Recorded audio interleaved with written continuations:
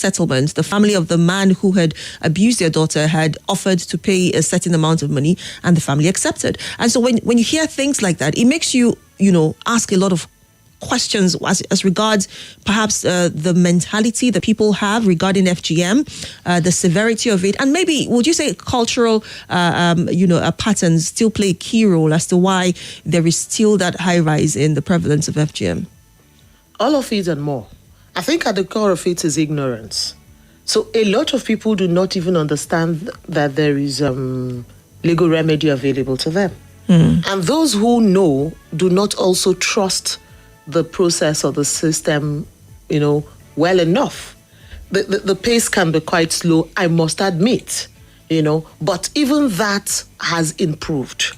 As I speak, at least in the FCT, SGBV cases get accelerated and, hastened hearings as against what used to happen because of the designation of certain courts as SGBV courts.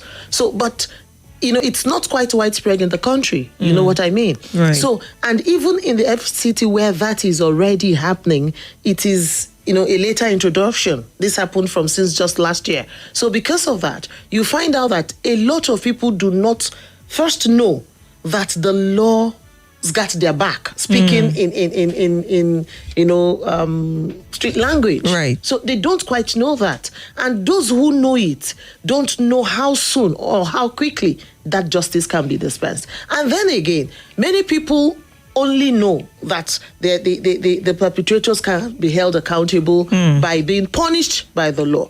They do not also know that they stand the opportunity to getting compensation through that same legal process. So instead of entering a private settlement with an abuser, a better thing would have been for that abuser to get punished and then have the court,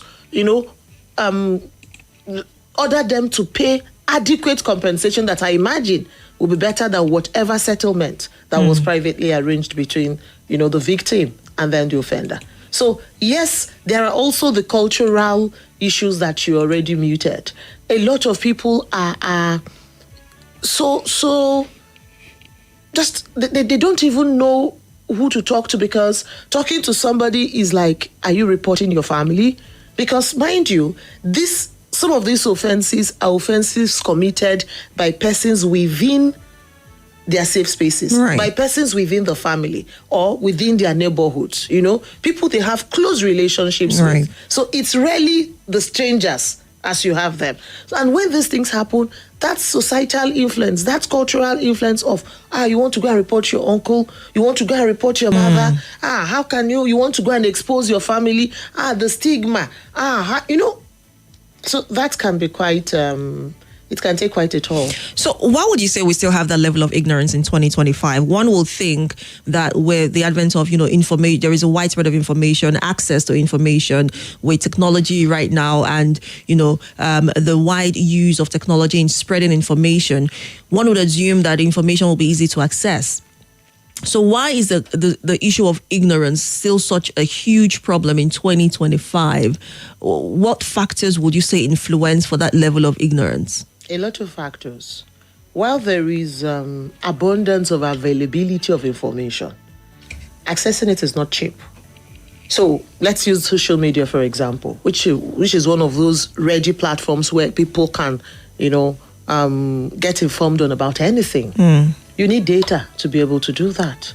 You need a phone that has, network facilities, data network facilities to be able to do that. Many people can't afford those, and even where they can afford them, using maybe our youth, particularly those in tertiary institutions and those living in urban areas, even when you can afford them, afford those, what do they prioritize? What do they pay attention to? What compels their attention? What grabs their attention? So, except for those who seek out this knowledge, while it is there, they may not see it. They may not get to hear it. Entertainment dominates the space, And I think it's about time that we begin to really focus attention on some of these serious societal issues, even with the use of entertainment, because it is so compelling. It is what most of our young people focus attention on. It's supposed to both of them understand. So having them read or pay attention to relevant information that will empower their minds, that will equip them, that will truly inform them, it is there. It is lying in their faces, but they don't hear it, they don't read it, because that's not what they're paying attention to. And then again, even where it is explained, it's one thing to find information. It's another thing for that information to be presented in a manner that they truly understand, So they may sometimes find it, okay, yes, the law forbids FGM, but how? So if the law forbids FGM, what do I do if it happens or where it happens? Or can I complain for somebody else? They may not know. They may feel that, okay, until it happens to them, that's the only time they may complain. They may also not quite know who inflicted this FGM, but they know those who participated, who supported, who procured. They may not know that even those who aided and abated it are liable to punishment too, under the law. So until this information is passed in a manner that they can easily understand, it may be out there, yet not quite there. Now, again, you had mentioned at the start of the conversation the role that, the justice system plays in saying that the perpetrators are brought to book. And that obviously, raises a lot of concern. But let's get to the United Nations Children and Education Fund, UNICEF, obviously saying that more than 200 million girls and women worldwide have undergone FGM, and Nigeria accounts for 10%. As at last year, Nigeria held the third highest ranking of women and girls who were victims of this practice. I mean, what is even scarier is the fact that, it was also mentioned in one of the reports by the UNICEF that even right now, it's gone beyond, just these rural communities and having these people engage in these practices. You find that even in hospital settings, you find professionals, medical doctors, also medicalizing the act of FGM in hospitals. Why is that happening? Now, doesn't that negate the question of ignorance? Because one wouldn't say that these professionals do not know the dangers of the FGM. Still, we're seeing that, prevalent in the country. Why is that? Ignorance is relative.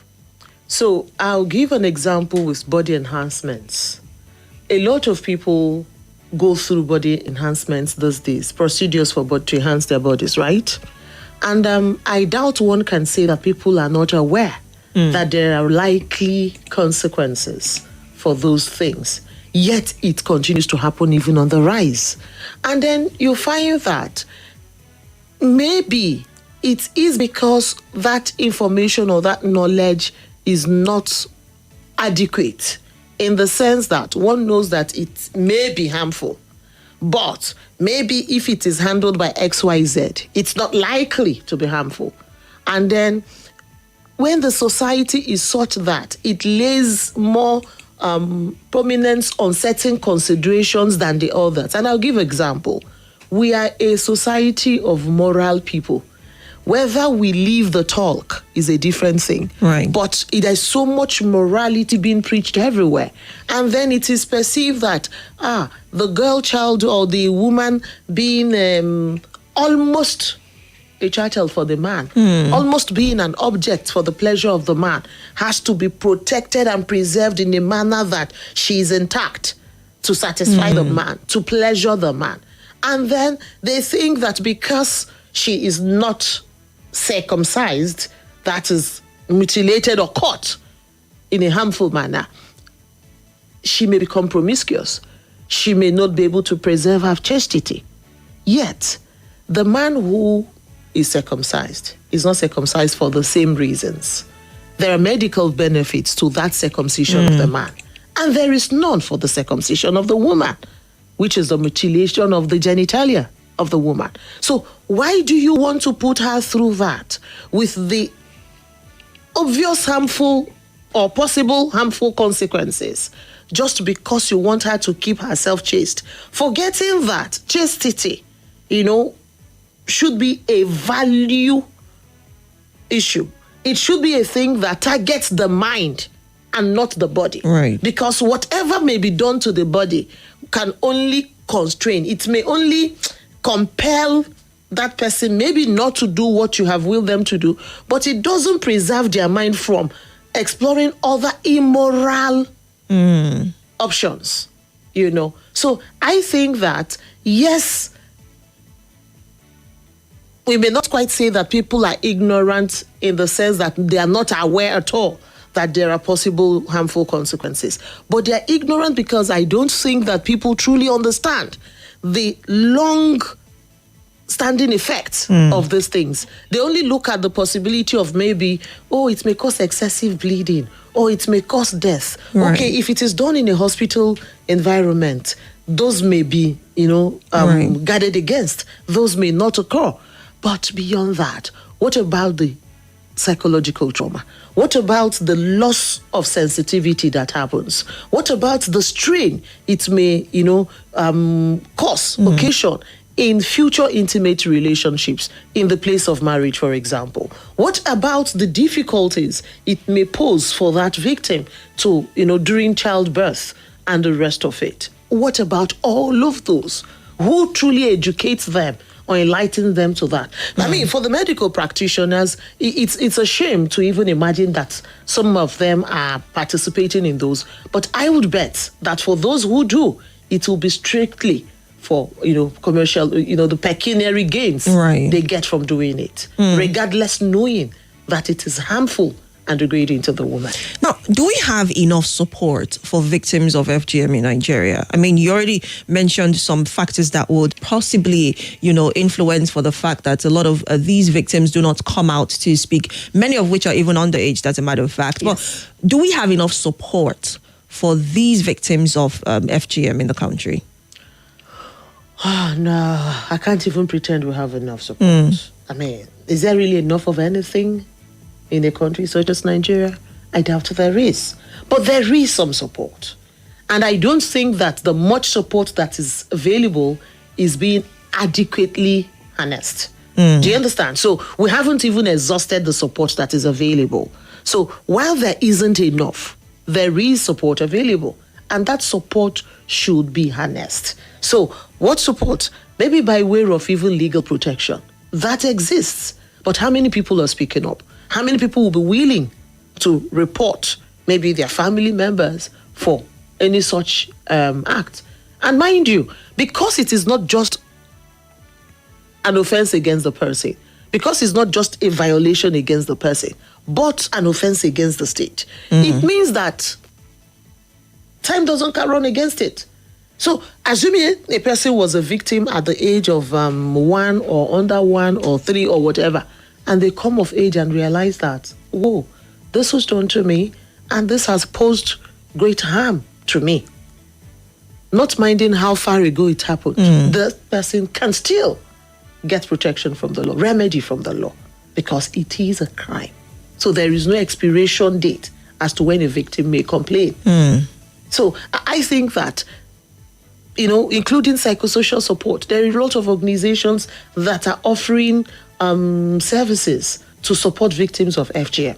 So I think that what is available, we need to even begin to harness it before we talk about the adequacy of that. Because what is there is not adequately harnessed. Now, we're going to talk about how what we can begin to do moving forward in terms of encouraging for people to take advantage and leverage the support that already exists. But let's talk about the legal practices you mentioned. A lot of people in Nigeria right now would argue that the justice system is not as... Many people do not have faith in the justice system and the processes. There's some who complain of crime and...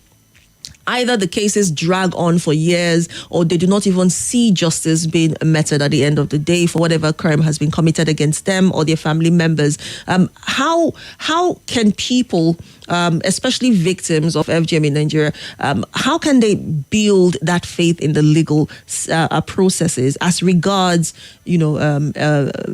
victims of FGM and the practice of it as well? Do we actually see? I know you also mentioned earlier that we don't even see enough reports of people who are brought to book for these kind of crimes committed against women and girls in Nigeria regarding FGM. So what can be done in that area to ensure that, look, I know that if I'm coming out to speak up, to say, look, this is what has happened to me, or has happened to my child, or happened to someone around me, I am assured to maybe a certain degree, maybe not 100%, but to a certain degree, that indeed, justice will be met. Well, we cannot fully isolate any one subject from the rest of the issues that bedevil, citizens in the country. So because of that, it may be difficult to say that when it comes to FGM, you're going to get, quick justice. It may not be quick. But, like I said in the FCT, because we have the SGBV designated courts, it means that any matter that is a sexual or gender-based violence, those courts will prioritize those issues. But then again, that because we're talking about crimes, it means that individuals by themselves cannot bring actions against their, abusers, except they are seeking civil damages for the harm done them, which they very well can. But talking about the criminal element of it, it means that it is the state that can prosecute it. So until we get to a point where our law enforcement agencies are more effective in the discharge of their responsibilities, their duties, particularly in the areas of investigation and prosecution, then it may be bleak. But I also believe that if these reports come to the attention of certain organizations whose thematic focus is on such issues, they are likely to mount pressure on the relevant agencies and offices to ensure that the right thing is done. So if we have victims who can speak up to say that, yes, this happened to us or this happened to me, and that report is made to an organization such as FIDA, FIDA will ensure to watch and see that justice is truly done. Even if it means, getting a fiat to prosecute such cases. Right. I'm glad you mentioned that, because I was going to ask, the role that FIDA could play in ensuring, in helping these victims, through the processes. And I was also going to ask, for anyone listening right now who has probably been a victim in times past. I'm glad you also mentioned the fact that it doesn't matter when it happened. You can, at any point, decide to pursue for justice. I'm glad that also was mentioned earlier. How can people, through FIDA now, get this done for those who may want to take advantage of the support that exists? We have FIDA branches 44 FIDA branches spread across the 36 states of the Federation. And in the FCT, we have FIDA-Abuja branch, and then there's FIDA in Gwagwalada. Now, what it means is that FIDA is accessible. It's closer to the people. So for those in the FCT, coming to FIDA office to make a report, by the way, our secretariat is at the Federal Ministry of Justice complex, on the ground floor there. Anybody who comes there to make a report as to any violation they have suffered, particularly on the subject in discourse being FGM, FIDA will follow through to guide them in making the appropriate report to law enforcement agencies, to follow through, to watch, to see that it is well investigated and that prosecution happens as it ought to, including, lending support to maybe the police or NAPTIP or whichever relevant agency it is they go to for that purpose. But of course, it will mostly be the police or, NAPTIP. So, and then FIDA will also, beyond just the legal support, FIDA can also connect those victims to partners who will lend them psychosocial support, because the trauma and other associated consequences cannot all be addressed only by legal intervention. Do you understand? So FIDA can do all of those, and we are willing and available too for those who would, brace up and courageously speak up. All right. For those who, we'll come back to perhaps maybe a contact number that can be called if there is one. But for those people who are guardians or parents, generally speaking, how can parents better protect their children from the the practice of FGM, are there things, tools that these parents must equip themselves with to ensure that their children are better protected? Some of the things I think parents can readily do is get informed. An informed parent, a parent who has the right knowledge, knows that this is harmful to their child. And I don't think that any right-thinking parent would want to expose their child to harm. Then the other thing is to be truly empowered, beyond just having the knowledge of it. Most people are victims of some of these practices because they can't hold their own, because they are at the mercy of another, financially or otherwise. And you know that thing about the piper dictating the tone. So the people who pay their bills, the people who provide for them, are more likely to be able to influence, the perpetration of certain things on these victims. So the empowerment, financial and intellectual empowerment of a parent are key to ensuring that their children are protected. And then it's also important to be realistic, to understand that speaking up for oneself or standing up for one's rights, including the rights of the persons depending on them for protection, does not mean an alienation from family values. It doesn't mean that the person doesn't, people don't want to be labeled as being maybe dissidents or as being aggressive or whatever. They don't want to be labeled. But whatever is worth standing for is truly worth it. It shouldn't matter what the naysayers may say. They will come around in time. And the most important thing is that protection is achieved. For once, the people under one's care, and I'm speaking particularly to parents. Right. All right, let's have a contact number if there is, and then I'd like your final thoughts on the matter. For those who may want to reach FIDA Abuja branch, the contact number is 080 60 77 4236. I'll take it again. It is 0806 077 4236. So once a person calls or sends a message to that number, FIDA Abuja branch will receive and we will respond accordingly. And like I said earlier, our office is on the ground floor of the Federal Ministry of Justice Complex, Abuja. Thank you so much for your time.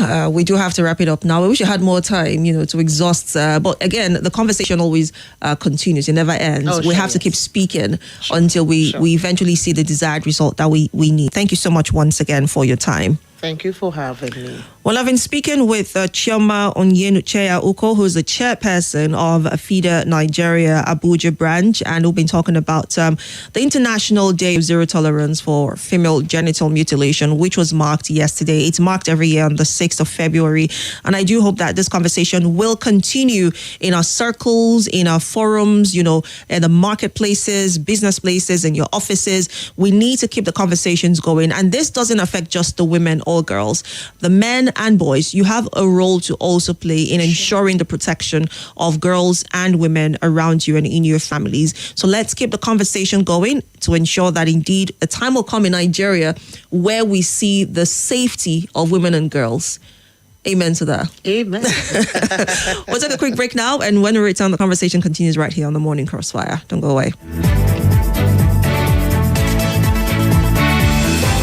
Not play politics with security. Let's talk about the biggest conversation.